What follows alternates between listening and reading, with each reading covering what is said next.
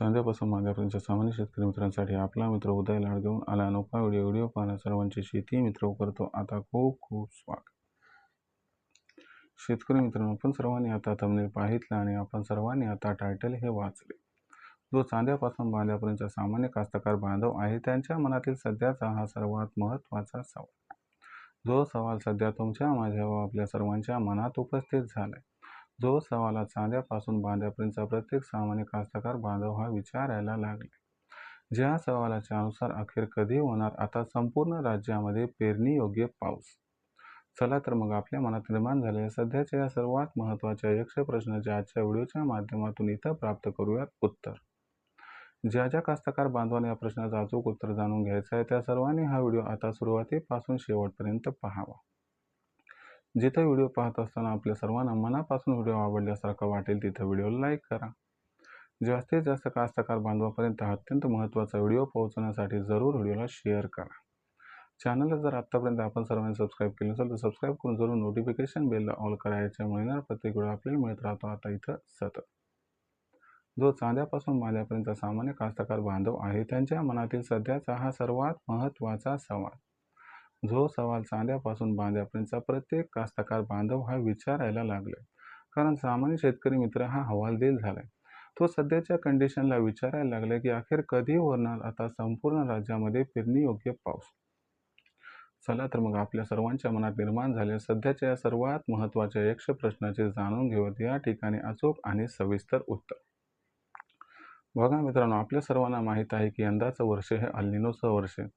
अल्निनोचं वर्ष म्हणजे धोकादायक वर्ष. मग अशा परिस्थितीमध्ये सामान्य कास्तकार बांधव हा विचारायला लागला की अल्निनोच्या वर्षामध्ये तर पाऊस काळ कमी होतो हे आम्हाला सुद्धा माहीत आहे, पण अशा परिस्थितीमध्ये काय यंदाच्या वर्षी अल्निनोमुळे पेरण्याच होणार नाहीत का? तर मित्रांनो, चिंता या ठिकाणी सोडून द्या, कारण दिलासादायक वार्ता तुमच्यापर्यंत पोहोचत आहे.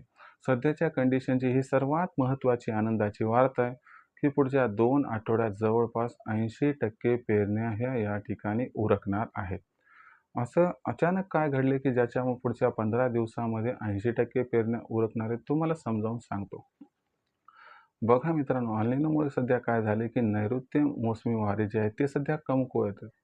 पण लक्षात घ्या मित्रांनो, एमजीओ फॅक्टर ॲक्टिव्ह झाला आहे आणि याच्यामुळे अरबी समुद्रातील जी शाखा आत्तापर्यंत आपल्याला शांत दिसत होती ही शाखा आता पुन्हा एकदा जागृत झाली. याच्यामुळे अरबी समुद्रातून आता बाष्पयुक्त जे ढग आहेत ते आपल्याकडे येणार आहेत. बाष्पयुक्त वाऱ्यामुळे ढग निर्मिती होईल आणि त्याच्यामुळे आपल्या सर्वांना पुढील 15 दिवसामध्ये राज्यामध्ये धुवाधार पाऊस दिसणार. याच्यामध्ये जर आपण विचार केला तर ही सुरुवात 25 जूनपासून होणार आहे. म्हणजे या ठिकाणी जर आपण सर्वांनी बघितलं तर जून महिन्याचा शेवट आणि त्याच्यानंतर आपण जर बघितलं तर जुलै महिन्याचा पहिला आठवडा सामान्य कास्तकार बांधवांसाठी आनंदाची वार्ता घेऊन आलाय की या 2 आठवड्यामध्ये आपल्याला कोकणात सर्वात अधिक पाऊस दिसेल. त्याच्यानंतर आपल्याला मध्य महाराष्ट्र, विदर्भात अधिक पाऊस दिसेल.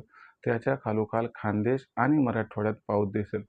फक्त मराठवाड्यातील काही भाग, विदर्भातील थोडाफार भाग आणि खानदेशातील थोडाफार भाग आणि जो पर्जन्यछायेचा प्रदेश आहे तिथला थोडा भाग, जर एवढा भाग वगळला तर संपूर्ण राज्यामध्ये आपल्याला पुढच्या 15 दिवसात पेरण्या 100% उरकणाऱ्या दिसणार आहेत.